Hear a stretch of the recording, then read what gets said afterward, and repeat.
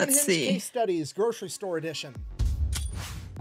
Today we're talking about my favorite grocery store. Ladies and gentlemen, ALDI. I'm probably going to refer to it as ALDI's at least 50 times during this video because I'm from Iowa and that's what we call it here. Anyways, ALDI's first nuts. a disclaimer and an ad. I'm not affiliated with ALDI in any way, shape, or form. They have not paid me to say We don't anything have I'm about ALDI to say. I am, here. however, affiliated with today's sponsor, my favorite sporting goods store, Shields. They are legitimately the best sporting goods store that I have ever been to in person. They have over 30 retail locations all across the United States. But if you can't If you want to know about his ad stuff, it's linked below the video, so you can go. That link down below. Let's get You back to can the click video. on his ALDI link is by a clicking grocery on my store that link does to go things to his completely link. different than any other grocery store that I've ever been to, and that is probably because they were founded in Germany in 1946. If you don't know, World War II ended in 1945, and living in Germany right after World War II was straight up not a good time. A ton of Germany's cities and infrastructure had essentially been reduced to rubble during World War II, and the entire country was going through a humongous economic depression to the point that people were doing the whole stereotypical wheelbarrow full of money to buy a loaf of bread thing. Okay, if you're not picking up what I'm putting down, I'm trying to tell you that the founders of ALDI, Carl and Theo Albrecht, are playing entrepreneur on hardcore mode. And obviously they did a good job at it because ALDI is a humongous chain of grocery stores today. So how on earth did these two brothers launch a successful chain of grocery stores in Germany in 1946? They kept it simple. They were goal-oriented. They wanted to make money, and they knew that not everybody had a lot of money to spare, so they needed to sell everything cheap. In order to do that, they said, we're not going to have 50 different flavors from 12 different companies of every type of product. We're just going to have one of everything. Like, instead of having 15 different types of peanut butter, we just have one type of peanut butter. And that's how they got their products to be cheap, by focusing their buying power. Now, that's the simple part, but where the true genius comes out is that they realized that they weren't going to make a lot of money per customer, so they had to maximize the amount of customers that they had. In order for that to happen, they That is like really smart thing to do, honestly. Like, imagine you go to a store and you have so many different types of something. A lot of people have decision paralysis and also the question of which one is better, but you don't have the time to like sit and research. And if you don't see your brand, you're less likely to want to go and buy a different brand and try it out compared to just having one initial brand that, well, that's just what's sold there.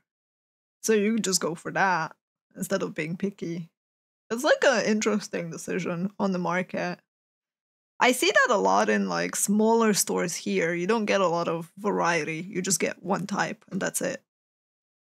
At best, maybe two. Get in, get their shit, and get out so that more customers could come in. So they German engineered this entire grocery store to streamline the entire shopping experience to make it as fast as humanly possible. And oh boy, did that work, because in the first 10 years, they went from one grocery store to 300 grocery stores. Then the two brothers, Carl and Theo, got in a huge fight because one of the brothers wanted to have cigarettes in the grocery store and the other brother adamantly was opposed to it. So they decided that they were going to split their massive business completely in half. They were going to have Aldi's North and Aldi's South. They literally just drew a line across Germany, said all these grocery stores are mine, all the ones down there are yours. Yeah, capitalism and communism are split in Germany east to west. Aldi's is splitting it north to south. But here's the thing, the brothers didn't have a falling out. They still worked together and they still wanted the other brother to succeed. So they were constantly sharing information with one another, and they would come together to make offers with manufacturers when they were buying so that they could utilize their buying power together. So you have Aldi's North and Aldi's South, basically the same thing. The only real difference is one sells cigarettes and they have a slightly different logo. Now, in America, due to trademark law, you can't have two grocery stores with the same exact name and a slightly different logo. So in America, we have Aldi, and then we have Trader Joe's. But really, it's all just Aldi, and they kept the principle. Trader Joe? That was like so far out compared to that. I did hear about Trader Joe, actually. Of cheap and fast until modern day, which is something that no other grocery store in America has managed to do. Not only have they not managed to do it, they intentionally do the opposite. Pretty much every other grocery store on the planet has figured out that time equals money, and the more time you spend in their store is the more money they can get out of you. Okay, I know that you've been in one of these gigantic grocery stores, but I'm gonna go ahead and break it down for you anyways, okay? You walk through the door, congratulations, you've just entered capitalism's obesity thunderdome, because everything in this room is pretty much designed to hurt you, more or less. The first thing you're going to notice is that you're there for milk. Well, congratulations. The milk is all the way across the store in the far back corner. I know. Okay, let's see. Wait, so you enter and you have produce, coffee, whole body groceries, beer and dairy meat. Oh, damn. That's an interesting view of one of the supermarkets there. With pastries right next to the checkout area. Taking notes for Supermarket Simulator. Oi!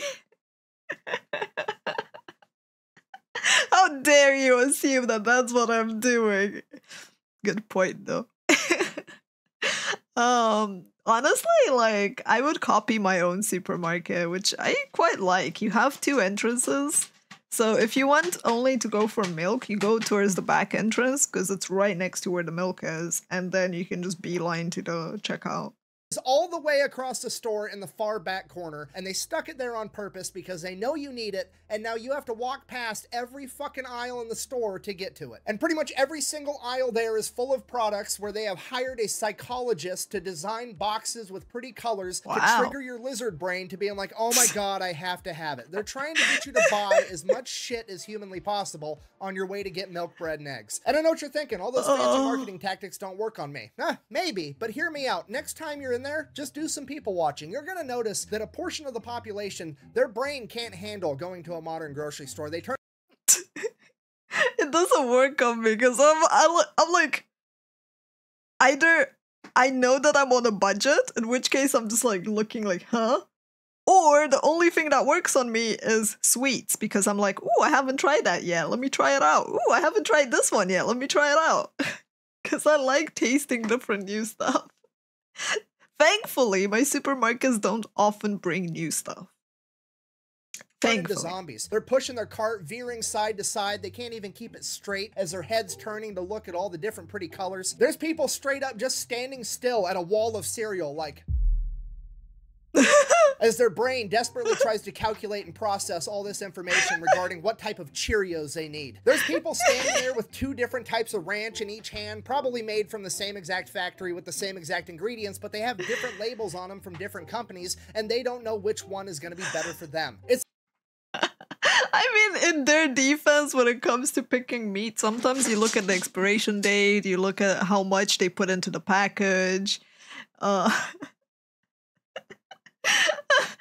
look at the meat color.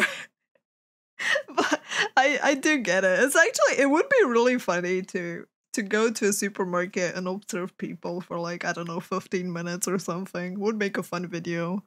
It's like the island of the lotus eaters from Greek mythology. They go there for one thing and then they're stuck there for all of eternity. It's literally purgatory. This is why every other grocery store in America isn't just a grocery store. They also have a coffee shop and a little restaurant and a florist and a pharmacy and a bank where you can cash your check. They're trying to get that is so weird to get you to come into their store for a second because they know once you set foot in there, you're going to be in there for at least an hour and a half trying to figure out what type of products you need. And if that doesn't convince you that they're trying to trap you in there, checking out in a grocery store today will, okay? The first thing you're gonna notice with your cart full of groceries, there's 30 different lanes. One of them is open and it's the one furthest away from the door. So obviously you're gonna have to spend some time waiting in line because there's only one checkout register open and it moves slower than the DMV. Are you for real?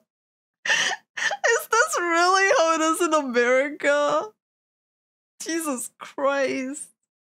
Like, maybe I haven't been to a lot of like the huge supermarkets, but either all of ours are open or usually like the closest ones are open, not the furthest ones. That is so crazy. And we like, because of our sizes being smaller in a lot of them, we don't even have that many. Like,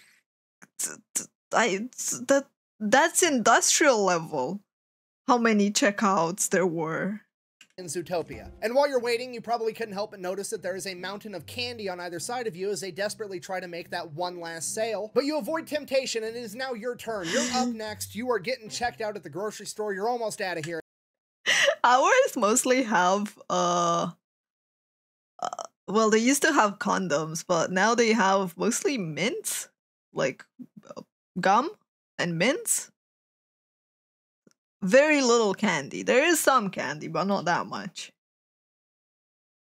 Yeah, like usually like most of our lanes are open, which is crazy to see that there are problems. Like there's such a difference in how things are done. Realize that this is now turned into an interrogation. Okay, they're gonna open up by taunting you. They're gonna say something along the lines of, did you find everything you were looking for today?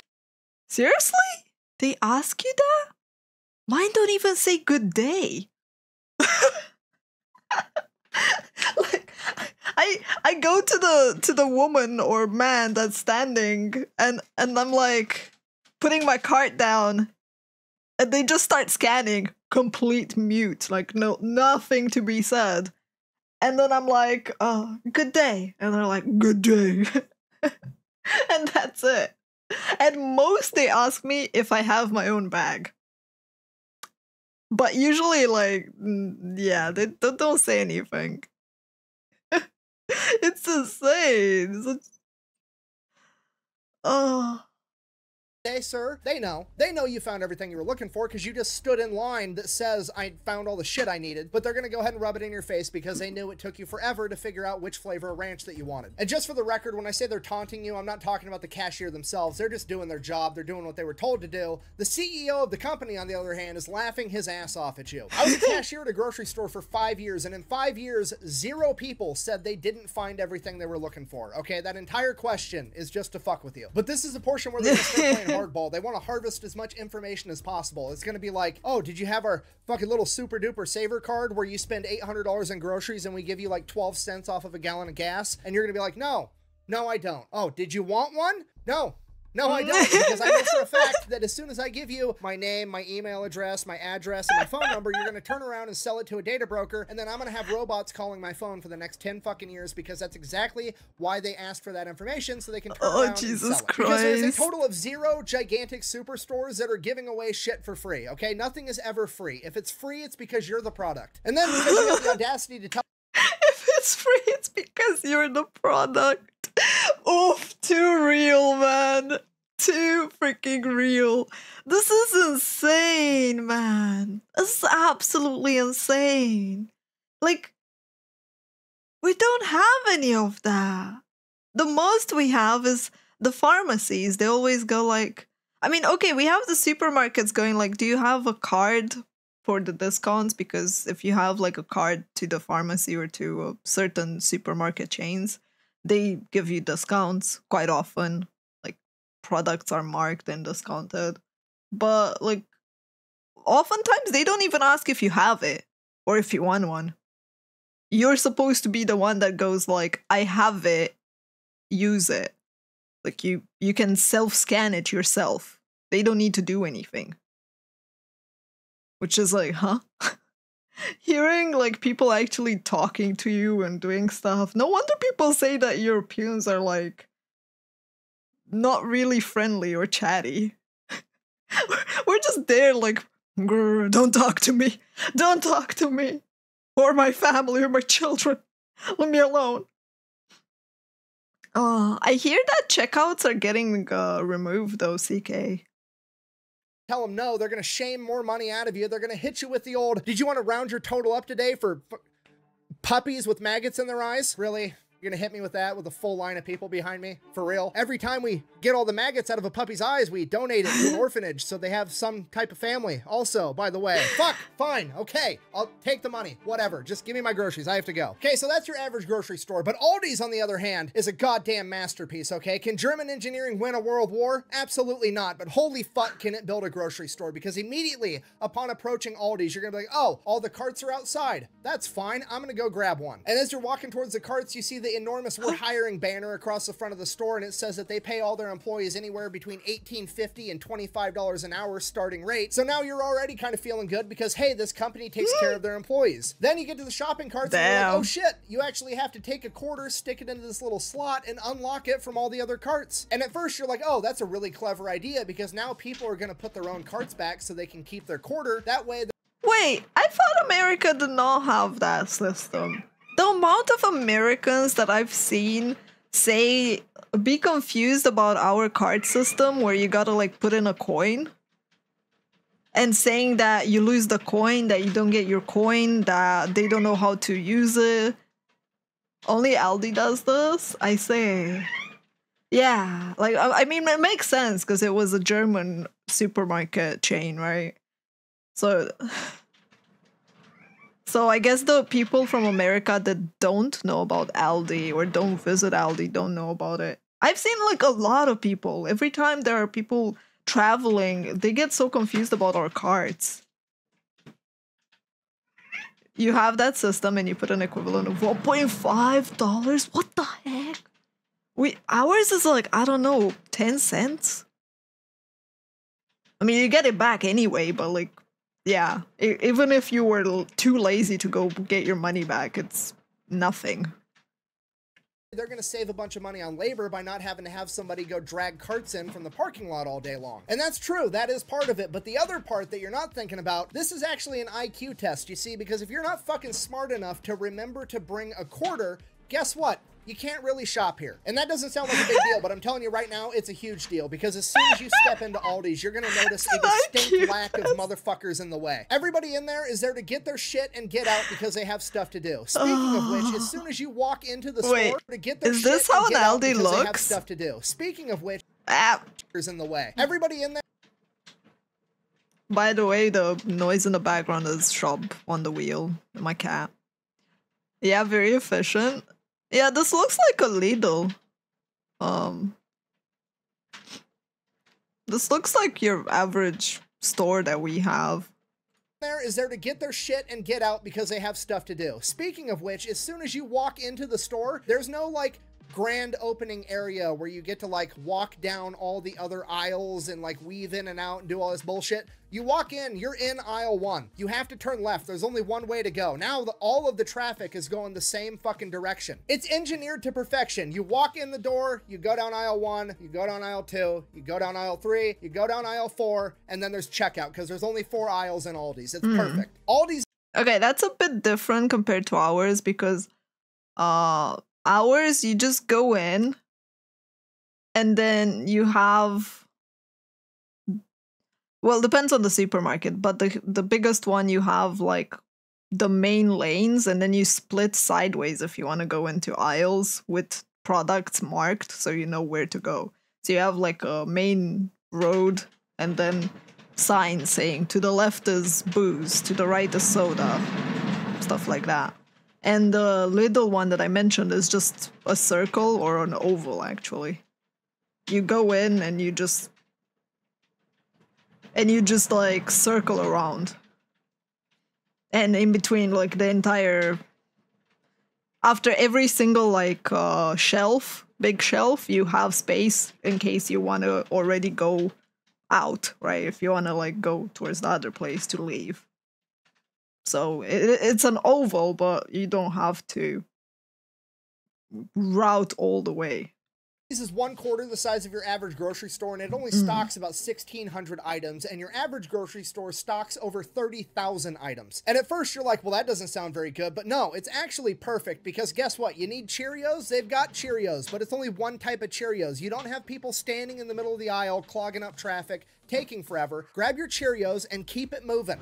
Buh! Generic brands never taste as good as a name brand. Buh! I mean, sometimes, sure, but like 90% of the time, it's the same exact product made in the same factory. It just has a different box. And Aldi knows that, and they went out of their way to prove it. And to prove it, they went to the biggest brand snobs on the planet, wine people. You know, the same people that can apparently waft or taste a wine and be able to tell how wet or how dry it was the year that those grapes were harvested. Yeah, Aldi enters wine competitions and wins all the time with their $5 bottle of wine. So now it's time to check out. You get to the checkout lane, everything looks completely normal. It's like every other checkout lane in every other grocery store that you've ever been to, except for it's not. This is not your normal cashier. This is like the NASCAR pit crew of cashiers. This is the fastest person at ringing out groceries you've ever met in your entire life. He's gonna get to your groceries on the little conveyor belt. He's gonna acknowledge that you exist, like, how's it going? And then you're gonna say good, and then you're gonna look down and all your groceries are already back in your cart. And that's when you're gonna be like, oh shit, what is happening right now? And you're gonna realize that he's not standing up like every other grocery store on the planet. He's sitting down in a chair, and you're gonna be like, that's kind of cool. And then in the back of your head, you're gonna be like, wait a minute, why did the grocery store that I worked at for 5 years all through high school make me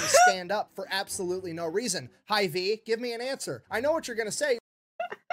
This is so funny to hear because all of ours are like this.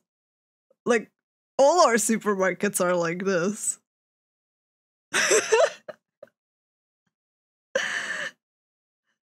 Yeah, like everyone sits in our supermarkets. Not like no one wants to freaking stand for 8 hours at checkout.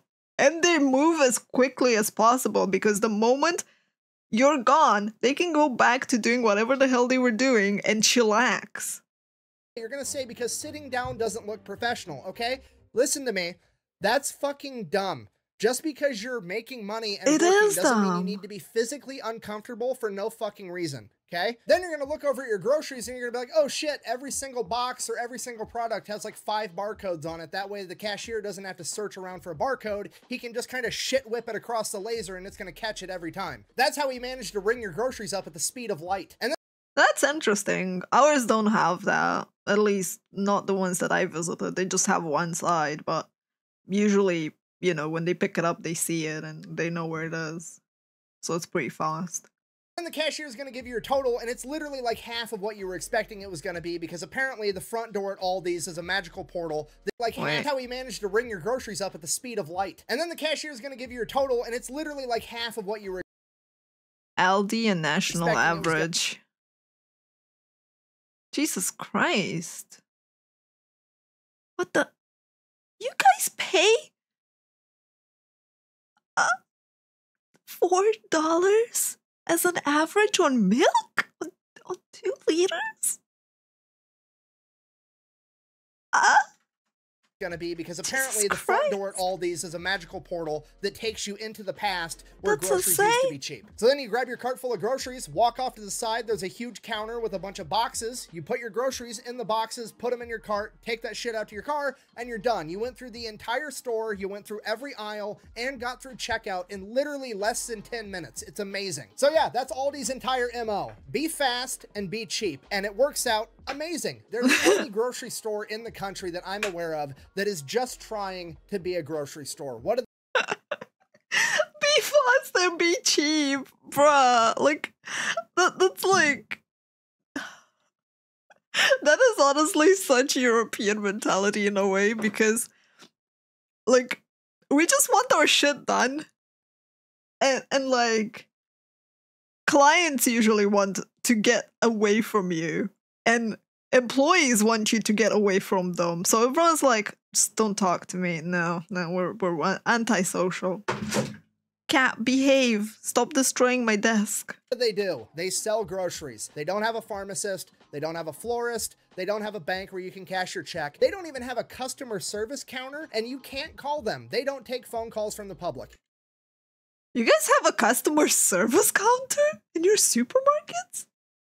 Huh? What? Like, the first time I'm gonna go to America, I'm going to be so shocked by absolutely everything. And I'll be like, what the hell is happening? This shit that, like, I'm hearing so many things. Like, a supermarket for us is just a supermarket. You want the pharmacy? You gotta go to an actual pharmacy. You want the bank? You gotta go to the bank. Customer service and shit like that? Like, you just talk to the cashier. Good luck. You can go on their website and they straight up tell you, yeah, we don't take phone calls from the public because our employees' time is too valuable because they're busy selling groceries. And a lot of people probably think that that's horrible customer service, and maybe they're right. But what you're not considering is a lot of people don't always want good customer service, okay? Me, personally, I don't want to be Nick. I don't want to be an individual that needs to be treated special when I'm in the grocery store. I just want to be treated like a number. I want to get through this process as fast as humanly possible so I can get back to doing stuff that I actually care about. And I think a lot of other people feel the exact same way. And I know that because Aldi has been the fastest growing grocery store in the country for years now. And according to the Food Institute, they are ranked the #1 grocery store according to consumers. And you want to know who's #2? Trader Joe's, which is also Aldi. They are at first and second place. They are quite literally just competing with themselves to be #1, and I'm pretty sure it's because they're the only ones that are just trying to be a grocery store. As it turns out, when you only care about doing one thing, you end up being pretty good at it. And honestly, it makes sense because you guys have to drive everywhere, so having things in one spot is very convenient. For that, we used to have malls, right? But malls kind of fell out of grace. And that just got replaced by like these huge buildings that kind of have everything. Mostly a supermarket that is renting space to a bunch of other stuff, I guess. But damn, it's still crazy when you think about it. How different our cities are built and how different even the supermarkets are built, and how much emphasis is put on product marketing and shelving and how you're herding people. I'm pretty sure like that is a universal thing that happens in every single supermarket at the end of the day, except like maybe the small ones, but still crazy to think about all the things that you have to go through or you're put through as a consumer. I think that's the big takeaway from this case study. Aldi's key to success is they figured out the one thing they wanted to do, then they figure out how to do it fast, cheap, and still deliver a good product, and everything else just works out. Meanwhile, all the other grocery stores were too worried about competing with Walmart, and now they're not even really grocery stores anymore. They're just Walmart knockoffs that don't sell video games. So in conclusion, that's how Aldi became the last true grocery store. If you have a company that you want me to talk about next, let me know in the comments down below. Otherwise, so Walmart sells video games? Merch over at thefatelectrician.com. Whack bang out. Oh, goddamn. Yeah, I'm an adult. I made it through this entire video without making a joke about all of these nuts. I didn't. The first thing he said was Aldi, and I was like, all these nuts? I am clearly not an adult. I'm being called out. Oh, Walmart themselves are competing with Amazon. Really? Damn. I don't like, all I know is that everyone goes to Walmart. Like every time I hear Americans talk about shopping stuff, they're like, I'm going to Walmart or Best Buy for electronics ? But that's kind of like the only things that like I know about regarding that. But this is so insane, damn. This is a really cool video.